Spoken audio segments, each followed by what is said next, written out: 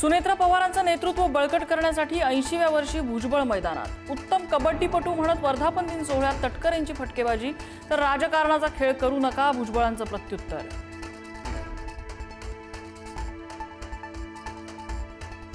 मंत्रिपदावरून धनंजय मुंडेंची खदखद, आपण सुद्धा टीममध्ये पण 12वा खेळाडू, नंबर कधी लागणार माहीत नसल्याचं मुंडेंचं विधान.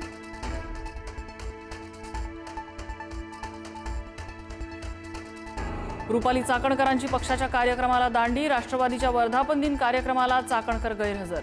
अशोक खरात प्रकरणानंतर रुपाली चाकणकर अडचणीत. सोलापूर विधान परिषद निवडणुकीत शरद पवारांच्या राष्ट्रवादीत फूट, उमेदवारीवरून नाराज आमदारांची रवींद्र चव्हाणांच्या बैठकीला हजेरी. भाजप उमेदवार राजेंद्र राऊतांना पाठिंबा दिल्याच्या चर्चा. नाशिक विधान परिषदेचा तिढा सुटला, गोकुळ गीतेंची विधान परिषद निवडणुकीतून माघार. कुठेही मतांचं विभाजन होणार नाही, महाजनांचं वक्तव्य.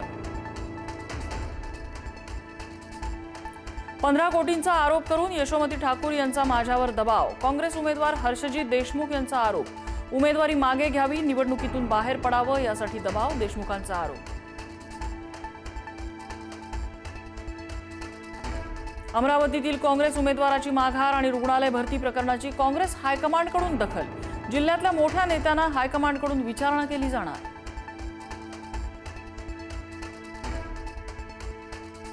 पुण्यात सोनम वांगचूक यांच्या उपस्थितीत कॉक्रोच जनता पार्टीचं आंदोलन, नीट पेपर लीक प्रकरणी सरकार विरोधात घोषणाबाजी, शिक्षण मंत्री धर्मेंद्र प्रधान यांच्या राजीनाम्याची मागणी. अभिजित दिपके आणि पंतप्रधान मोदींची अमेरिकेत भेट झाली, सोशल मीडियावर फोटो पोस्ट करत राऊतांचा दावा, तर फोटो AI जनरेटेड असल्याचं म्हणत दिपकेंनी दावा फेटाळला.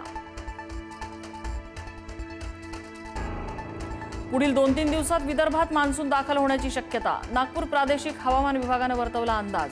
मात्र 2 दिवस उष्णतेच्या लाटेचा इशारा कायम.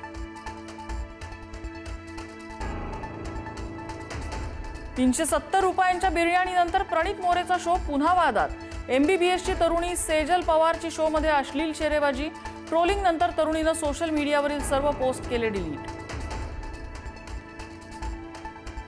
अमेरिकेच्या हल्ल्यानंतर इराणकडून होर्मुझ सामुद्रधुनी सील, होर्मुझची सामुद्रधुनी पूर्णपणे बंद केल्याची इराणची घोषणा. होर्मुझमधून जाण्याचा प्रयत्न करणाऱ्या जहाजांवर हल्ल्याचा इशारा.